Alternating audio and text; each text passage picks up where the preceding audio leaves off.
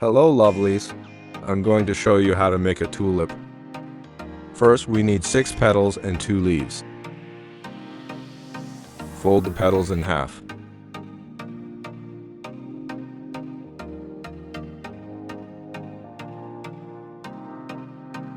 Now we have 6 petals.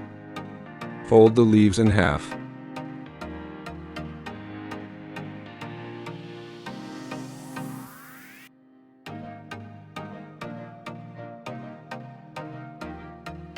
This is the second one. The peppers are starting to bloom.